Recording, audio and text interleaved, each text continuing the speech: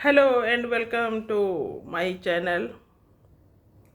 एक बार फिर से आपका स्वागत करती हूँ अपने चैनल में।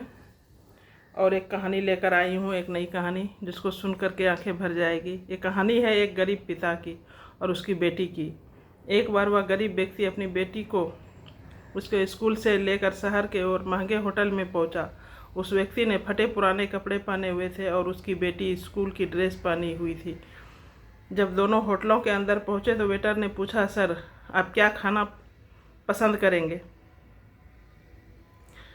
आप अपना ऑर्डर बता दीजिए। तब उस व्यक्ति ने कहा कि आप मेरे बेटी के लिए 1 प्लेट पाव भाजी लेकर आइए बस। वेटर ने कहा, सर आप कुछ नहीं खाएंगे,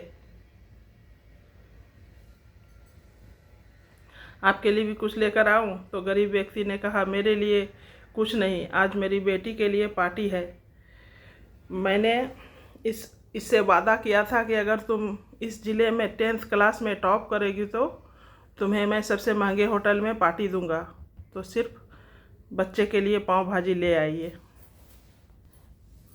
वेटर ये बात सुनते ही दौड़कर अपने मालिक के पास गया और बोला कि सर आपसे एक छोटी सी रिक्वेस्ट है कि आप मेरी सैलरी से पैसा काट लेना, लेकिन आज मैं चाहता हूं कि उस बच्ची के साथ उसके पिता को भी 1 प्लेट पाव भाजी खिलाया जाए, क्योंकि उस बच्ची ने पूरे ज़िले में 10th क्लास में टॉप किया है।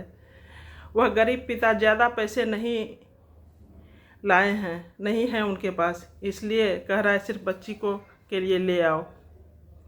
होटल के मालिक ने जब ये बात सुनी तो मुस्कुराते हुए बोला, तुम उसके पिता के लिए भी पाव भाजी लेकर जाओ, उसके लिए भी लेकर जाओ, पैसे मत लेना, 4-5 पाव भाजी पैक करवा करके ले जाओ, 2-3 किलो मिठाई लेकर जाओ और उससे कहना कि ये पार्टी होटल की तरफ से है और ये मिठाई ले जाइए और जश्न मनाइए।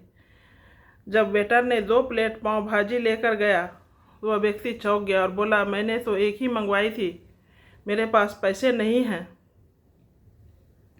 वेटर बोला, अरे सर शर्मिंदा मत कीजिए, ये पार्टी होटल की तरफ से है, आपकी बेटी हमारी बेटी ने टॉप किया है, ये मिठाइयाँ लेकर जाइए और जश्न मनाइए। पिता और बेटी दोनों खुश हो गए, खुश होकर चले गए। कई साल बीत गए। उस गरीब पिता की लड़की अब यूपीएससी की तैयारी करने के लिए कलेक्टर बन चुकी थी और इत्तेफाक से उसी शहर में उसकी पोस्टिंग हुई। उस लड़की ने उस होटल में सूचना पहुंचा दी कि मैं उस होटल में लंच करने के लिए आ रही हूं। होटल के मालिक ने जब ये सुना तो होटल को पूरी तरह से सजवा दिया। गांव में ये बात पूरी तरह से फैल गई और कस्बे के सभी लोग उन्हें देखने के लिए आने लगे। कलेक्टर अपने पिता के साथ उस होटल में पहुंची। कलेक्टर ने होटल के मालिक से कहा कि शायद आप मुझे नहीं पहचान पा रहे होंगे, हम वही पिता पुत्री हैं जो कि हमारे 10th क्लास टॉप होने पर आपने मुझे पार्टी दी थी। हम वही पिता पुत्री हैं, आज फिर से आए हैं और आज पार्टी हम देंगे आपको।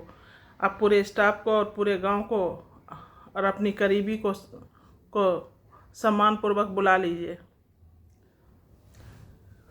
आपने उस दिन जो पार्टी दी थी मुझे बताया कि मुझे कितनी और ऊंचाई तक पहुंचना है, कितनी बड़ी मंजिल को छूना है।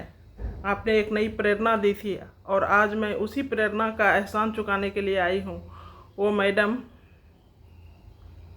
ये सब कहते जा रही थी और आँखों से आंसू बहती जा रही थी। ये कहानी हमें सिखाती है कि कभी भी किसी गरीब का मजाक मत उड़ाओ। गरीब का मजाक नहीं उड़ाना चाहिए।